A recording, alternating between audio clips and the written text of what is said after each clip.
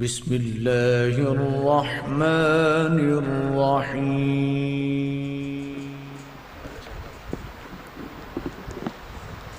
السلام علیکم ورحمۃ اللہ وبرکاتہ. الحمد للہ رب العالمین والعاقبۃ للمتقین والصلاة والسلام علی سید الانبیاء والمرسلین وعلی آلہ واصحابہ اجمعین. اما بعد، قال اللہ تبارک وتعالی فی القرآن المجید والفرقان الحمید: فإن آمنوا بمثل ما آمنتم به فقد اهتدوا. وقال النبي صلى الله عليه وسلم: إن الله جعل الحق على لسان عمر وقلبه. میرے محترم و مکرم اساتذہ کرام اور عزیز طلبہ کرام، آج کا میرا موضوع خلیفہ ثانی، عادل حکمران، فاتح روم و فارس، شہید محراب، امیر المؤمنین سیدنا عمر بن خطاب رضی اللہ تعالی عنہ کی عظمت اور ان کے عظیم کارنامے ہیں. حاضرین مجلس، سیدنا عمر بن خطاب رضی اللہ تعالی عنہ تاریخ انسانی کا ایسا نام ہے کہ جس کی عظمت و فضیلت اپنے ہی نہیں بیگانے بھی تسلیم کرتے ہیں. سیدنا فاروق اعظم وہ عظیم شخصیت ہے کہ جن کو میرے آقا علیہ الصلاۃ والسلام نے رب سے دعا کر کے مانگا تھا. فرمایا: اللہم اعز الاسلام بعمر بن الخطاب، اے اللہ اسلام کو غلبہ عطا فرما عمر کے ذریعے سے. رب نے دعا قبول فرمائی، عمر اسلام لے کر کے آئے. عمر کے اسلام لاتے ہی مسلمان دار ارقم سے نکل کر بیت اللہ کے صحن میں آ کھڑے ہوئے. عمر اسلام لاتے ہی کفر اور اسلام کے درمیان، حق اور باطل کے درمیان مضبوط دیوار بن کر کے کھڑے ہو گئے.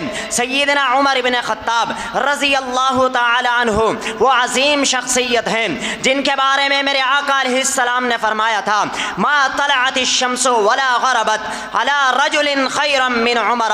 اور سیدنا عمر بن خطاب رضی اللہ تعالی عنہ وہ شخصیت ہیں کہ جن کا رعب و دبدبا اتنا ہے کہ انسان تو انسان، شیطان بھی ڈرتا ہے. میرے آقا علیہ السلام نے فرمایا: ان الشیطان لا یخاف منک یا عمر، اے عمر تجھ سے تو شیطان بھی ڈرتا ہے. سیدنا عمر بن خطاب وہ انسان، عظیم انسان ہیں کہ جن کے اندر انبیاء والی خصلتیں پائی جاتی تھی.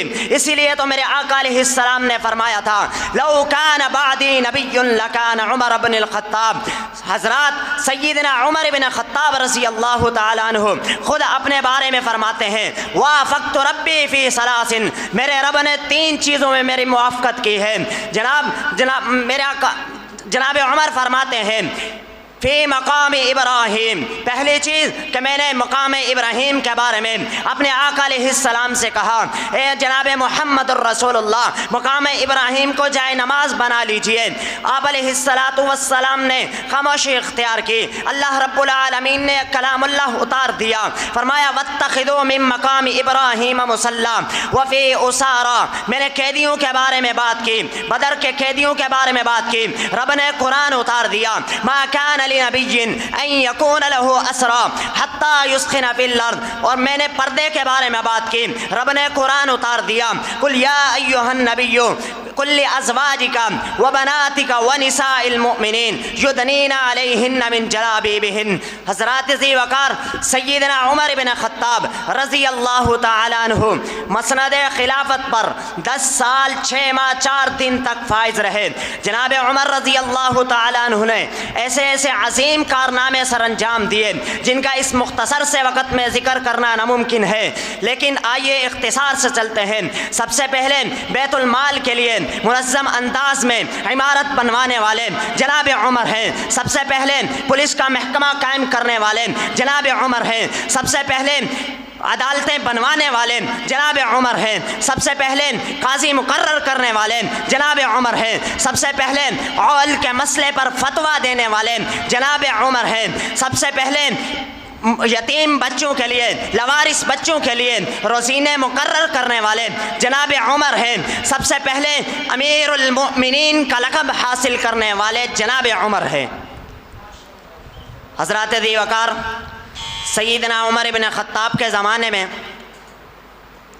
اسلامی فتوحات کا دائرہ وسیع سے وسیع تر ہوتا چلا گیا، یہاں تک کہ اردن کو فتح کرنے والا جناب عمر کا لشکر تھا، مکران کو فتح کرنے والا جناب عمر کا لشکر تھا، بیت المقدس کو فتح کرنے والا جناب عمر کا لشکر تھا، بغداد کو فتح کرنے والا جناب عمر کا لشکر تھا، بعل بکہ جسے آپ نحو کی کتابوں میں پڑھتے ہیں کہ اس پر زبر آتی ہے، اس کو زیر کرنے والا جناب عمر کا لشکر تھا، یہاں تک کہ اسلامی حکومت کا دائرہ 22 لاکھ مربع میل پر وسیع ہو گیا، اسلام کا پرچم 22 لاکھ مربع میل پر لہرانے لگا۔ اسی لیے تو غیر مسلم مورخ کہنے لگا اگر اسلامی تاریخ میں ایک اور عمر آ جاتا تو اس دنیا کائنات کے اندر کفر کا نام و نشان مٹ جاتا۔